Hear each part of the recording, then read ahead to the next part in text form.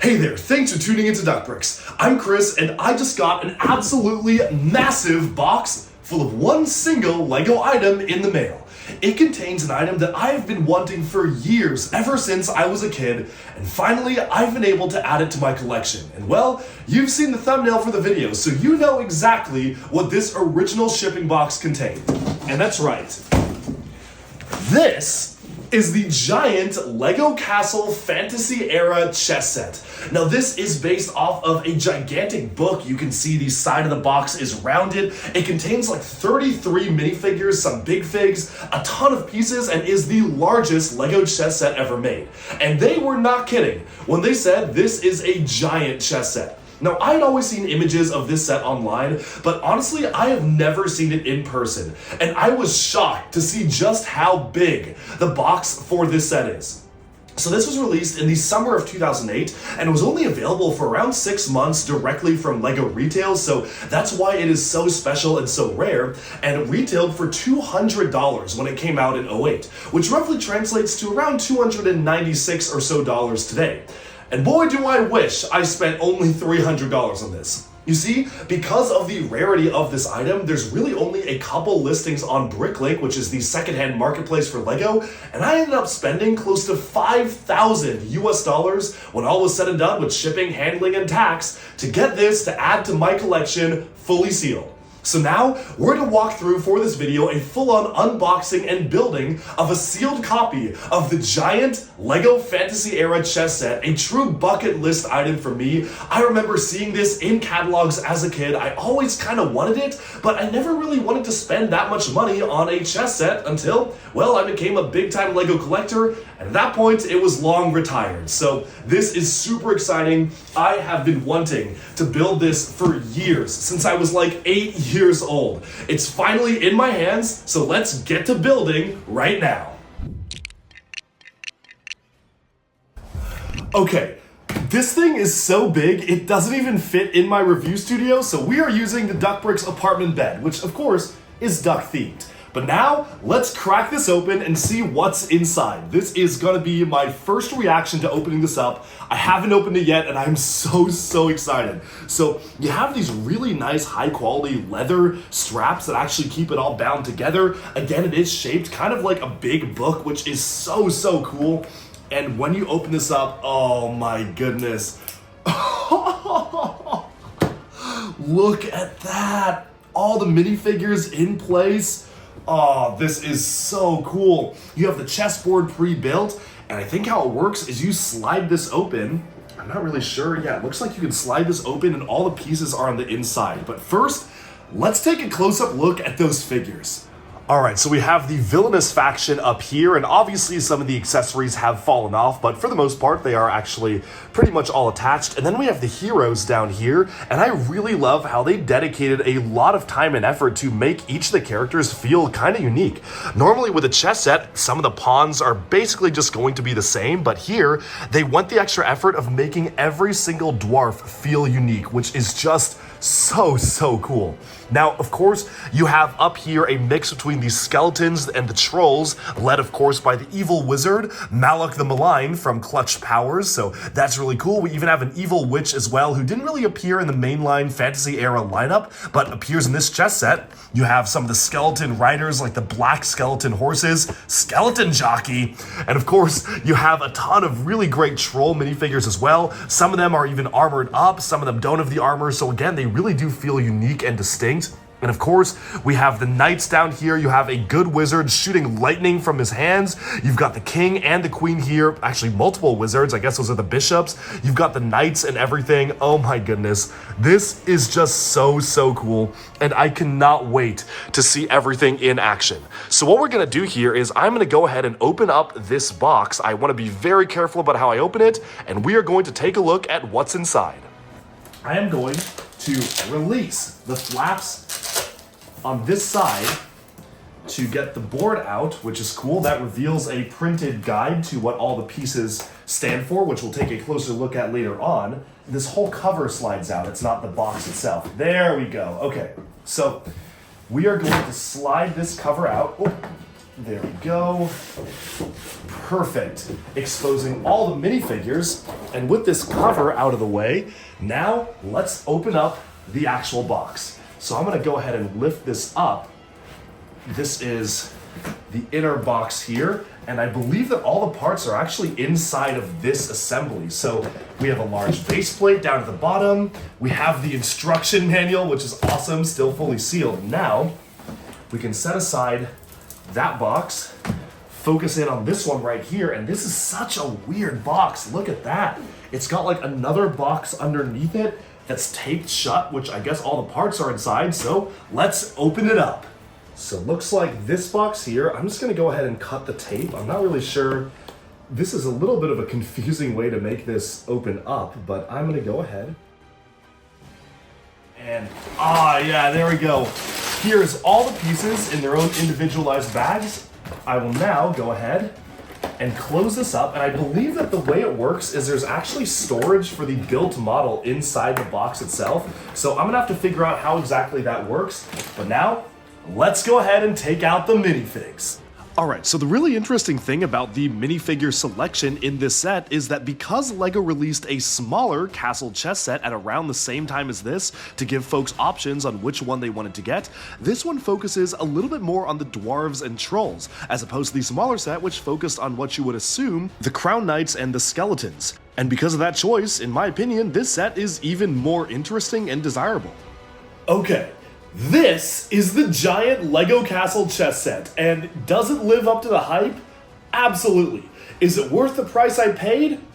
That's subjective. Probably not, but to me, absolutely. You see, when I got this chess set, I really wanted to have the full experience of opening it up, brand new and sealed, having a pristine box, and then actually building it myself. And for me to say that as someone who, again, doesn't care about boxes, rarely ever collects sealed sets because it's always just easier and cheaper to buy them used, and I just prefer to open up stuff and play with them the way they're meant to be played with, for me to put so much emphasis on the unboxing and the treatment of the box and actually pouring all the pieces out and building it really says a lot about this set. And of course, the effort that went into the presentation of it. Presentation for a set like this is everything, and having the packaging feel so special, unlike anything LEGO has really ever done before, and then having the final product actually be something that is genuinely so cool to play with, and to actually have all the minifigures be the ones that you can position, and have the entire thing be built from the ground up, really just makes this set so cool. Now, I want to dive a lot deeper into the individual bits and pieces that make up this set, because there's a lot to see here. So let's jump in right now that this is all fully built. As we jump into the set, I have to highlight the packaging. I don't collect boxes, so for me to really dive deep into a particular piece of packaging for LEGO really just goes to show how special it is.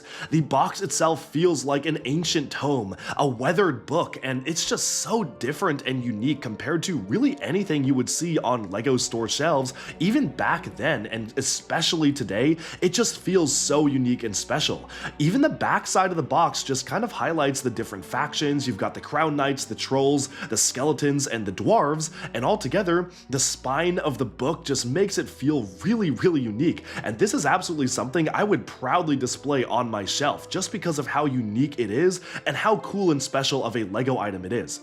I went into this pretty blind. Of course, I saw the packaging as a kid, but I never really expected it to be this big, and I completely forgot it looked like that. So to be able to see the packaging in hand was so cool. But now let's jump into the actual set. So there's a lot going on in this set, and the first thing I do want to note is that very unfortunately my new and sealed copy actually came missing 3 pieces. That is very rare for a LEGO set to have, but this is not a standard LEGO set. The plastic bags holding the parts were very different, and because of that, there were 3 pieces missing. They weren't super crucial, it was basically just a circular base and 2 slope elements, but in return I got a lot of extra pieces that clearly weren't supposed to be extra, so obviously there was a bit of a different method where this set was being made, where maybe quality control wasn't quite the same as standard LEGO sets, because this was clearly produced by a different factory. The minifigs themselves feel more like the collectible minifigs we used to get in the very early series, like series 1 to maybe 4 or 5, where they were made and pre-assembled in a different factory compared to most other LEGO minifigures, so the printing doesn't feel quite perfect compared to standard minifigs. The joints are a little looser, but other than that, they still are very, very good quality because of course it is LEGO after all. I'm going to start off by taking a look at the villain faction because to me it's just a little more interesting than the hero faction. The pawns are the troll warriors who pretty much share the same face prints and similar torsos, but at least there's some variety in two different torsos. And the one thing I do want to call out when talking about especially the pawns is I love how they're not all identical. Every single one of them on both the heroes and the villain side are unique, which really just adds to them feeling like an army, and having this set absolutely act as a great big army builder pack, even if you don't even care about chess at all. Different pawns have different helmet colors, they seem to even have different occupations, with some of them being flag bearers, some of the dwarves being miners versus warriors, and all that comes together to make this set feel more alive and unique. Of course, the villain faction is supported by some of the higher ranking player pieces back here, all of which feature some pretty interesting and innovative builds to set them apart from the different factions. It's really cool to see both villainous factions and armies working together, the trolls and the evil skeletons, all led by Malak the Malign, the evil wizard, as it should be, because those of course were the two main villainous factions for LEGO Castle Fantasy Era. Starting off by taking a look at some of the pawns here, I also really want to point out how they specifically included two pawns that kind of act as generals or leaders. Obviously in chess that doesn't matter, they're all pawns, but for the purposes of army building, these two have armor elements, the dwarf counterparts have gold helmets as opposed to the other style of helmets introduced for the other characters, and it just makes them feel a little bit more special compared to the rest. The knights are also two very different characters. This one, for instance, has full-on speckle armor and a helmet for the skeleton jockey, and then this other skeleton jockey has a completely different style of armor, where you've got the printed breastplate and a black helmet just to really differentiate the two. And again, it's things like these that really help add to the realism of the army being made up of different components. Even the two trolls, who act as kind of the two bishops in this case, are different colors, which is really cool. I like how they have all the spikes on the heads, two horns on the side, as well as wielding the clubs. They really went all out when depicting these trolls, which is really nice to see. But my favorite build for the villain faction has to be the Rook here. It's a shrunken down version of set number 7037 Tower Raid, which came in the same wave of LEGO Castle, and I guess you could argue the Rook on the knight side is a shrunken down version of the tower included in that set too, so you can have your own imaginative play using just two pieces from this set. Of course, the two figureheads are really nicely detailed. The evil witch and wizard here, the witch being one of these specialized figures probably designed for the set, who would go on to appear in a couple of other sets but none in really the main fantasy era line, and then of course Malak the Malign, the main evil magician, who appeared frequently throughout the lineup itself. And again, their two thrones are different. On the sides of the board are little bits and pieces of rooms and almost like minifigure biomes or specialized little slices of life for each of the factions. One of them is a skeleton dungeon focusing on a changed skeleton on the side of the wall, which is a really nice touch because again you want to have one corner of it focus on one faction, and then the other one is focused on the trolls, which kind of has a specialized troll rampart area, which really reminds me of something you would see out of Lord of the Rings. There's fire, and since this came out during an era in which LEGO was really experimenting with metallic colors for their medieval sub-themes, you even have some speckle-colored of wedge elements in there as well to really add to the medieval setting. Adorning the side of the villainous faction are all sorts of different shields, half of them for the trolls, featuring some of the troll weapons, and then the other half for the skeletons, featuring some skeleton weapons, really just adding to the theming here. And to complete it, you have a dragon head mounted on one side, breathing fire for the villain faction. But with that, we can move on to the Knights faction. And for the Knights, we have one side which is focused on the dwarves. They have their own miniature mine here, which is super cool. So many details packed in, like a shield and a furnace. And then you have a slightly less interesting castle rampart for the Crown Knights on that side. But honestly, it makes sense because that is pretty much a basic castle staple, so you're gonna have to have that integrated in there. I really love the dwarves section though because it just feels so unique and specialized. You've got a spinning wheel where maybe that's kind of some sort of way to mine for these metallic golden crystals, and then you even have the dwarf axes mounted on the sides of the board here, and a lava transition over to the villainous side as you go onto the other side of the board. Again, the theming is absolutely phenomenal. And turning our attention to the minifigure factions used for the knights themselves, this is again one of my favorite details of the set, how they have a seamless blend between the secondary and primary factions of the characters introduced for Fantasy Era, really setting up a large-scale battle with this set, where you have the dwarves as the pawns, some of the knights for the crown knights riding the horses, and even some good magicians aiding the villagers themselves, which is so cool. Zooming in on the individual characters, I want to really emphasize the dwarves here, and I think these are probably my favorite faction minifigures included in this set.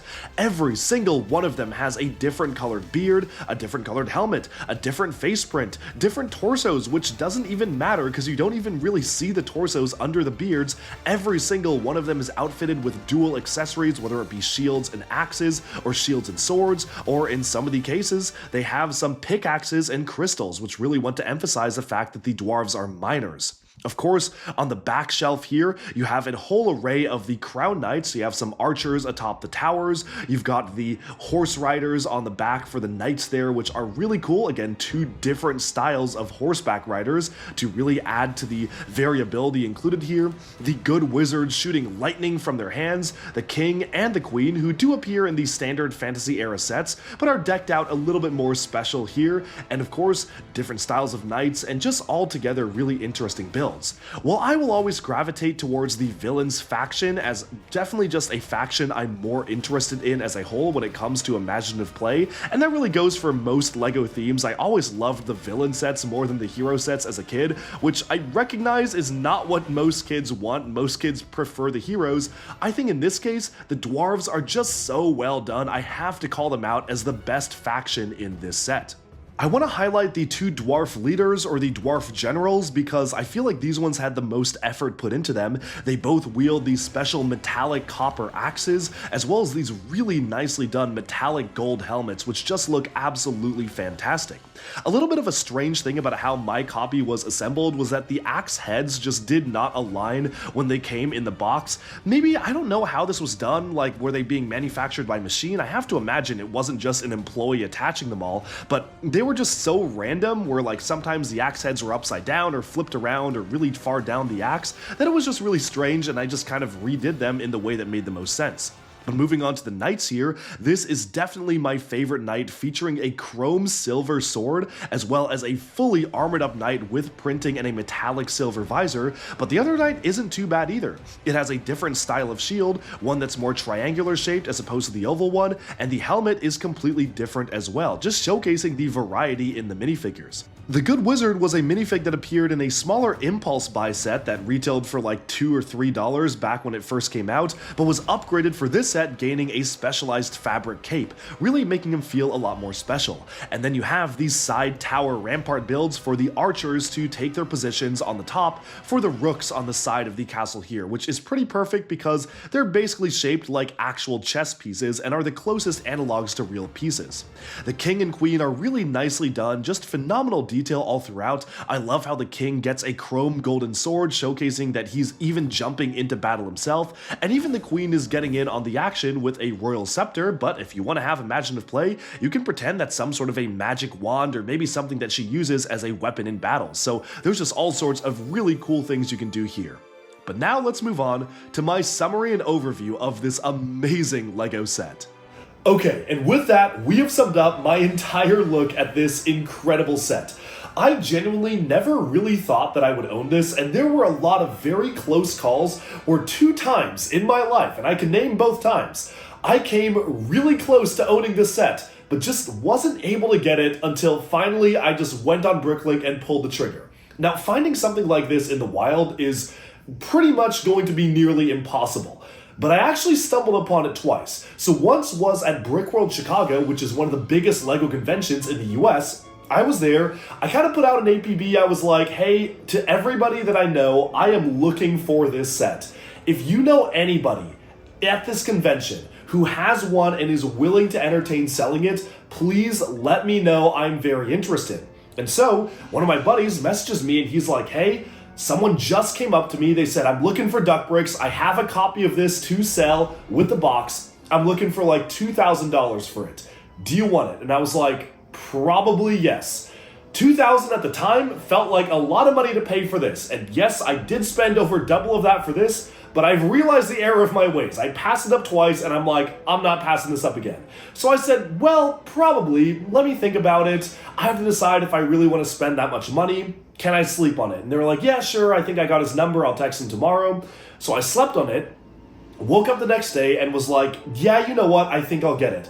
Dude's like, yeah, the guy's not responding. I don't really know what happened. And it's the final day of the convention. He might have gone home. Sorry, I don't know. So unfortunately, it was in my hands, the power of the sun in the palm of my hands, and it disappeared. So I was like, okay, you know what? Wasn't meant to be. That's fine. Appreciative of my friend for even letting me know that someone was trying to sell it to me, but maybe they changed their mind or I took too long to decide. It is what it is, okay? So anyways, I go back to Brickworld Chicago the next year, right? That was 2023. I go back 2024.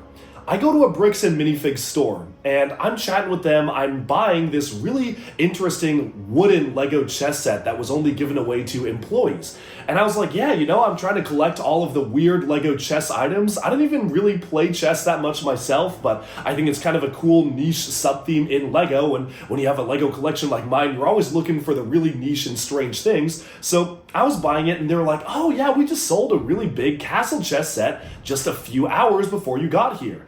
And I was thinking, no way, no shot. And I pulled up a photo and they were like, yeah, this is the one. We just sold that a few hours ago. We sold it for like $1,000. Someone came in, bought it. You came in literally a couple hours after it was sold. And I was like, oh my goodness, if I had just come a few hours earlier, I would have gotten an incredible deal on the set. So after missing out on the set 2 times, I just sat down and was like, at this point, I don't really care. I was avoiding buying it on Bricklink because I did not want to spend the Bricklink prices, but there were 2 opportunities to get it for less than half of Bricklink, and I just kind of whiffed it both times. So I said, you know what, the universe is telling me to just, if I want it that bad, I should just get it online. So I finally pulled the trigger.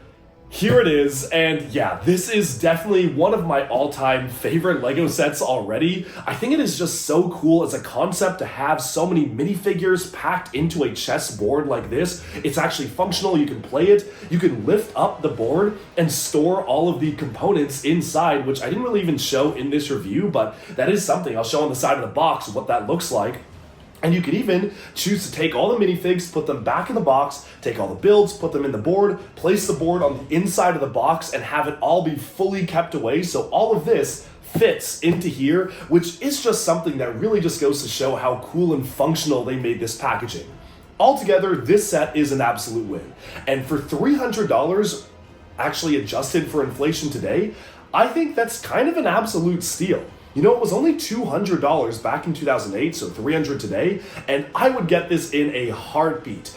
For the amount of minifigures, for the detail that goes into it, all the different shields and the dragon heads and the accessories, it's just so cool. And I'm glad to finally add this to my collection, albeit a little more expensive than I probably would have paid for it back in 2008. That's all for this video. I hope you enjoyed taking a look at this really special Lego set. And let me know in the comments, do you happen to own this set? Of course, they've made a lot of chess sets, and I think with this, I own most of them. I'll have to check if I own all of them. I don't think I own all of them. I do own most of them, but they made a lot of smaller chess sets that did have a ton of figures, but basically just a plain board. The special thing about this is the board and then the stands for the characters, because they actually made a fantasy-era chess set that was just a smaller version, featuring some different characters. They even made a Castle 2013 version, or sorry, Kingdoms 2011 version. They made one of those with a specialized molded base. They made one for Vikings. They made one for Knights Kingdom 2. Of course, we got modern chess sets. We had a modern one, which is kind of a new item, as well as the Harry Potter chess that we recently got. So it's something Lego is continuing to do, but this to me is the coolest. And I don't know how they're gonna top this, unless they were to maybe do something like a modern Lego Castle giant chess set. I don't know, I think they could have like the Black Falcons versus the Lion Knights. They have enough different minifigure torsos and designs to do that. So I think that would be pretty cool, but otherwise, This is the king of LEGO chess sets. Thanks all so much for tuning in. Be sure to like and subscribe for even more LEGO news, reviews, discussion, and analyses coming your way very soon, and bye for now.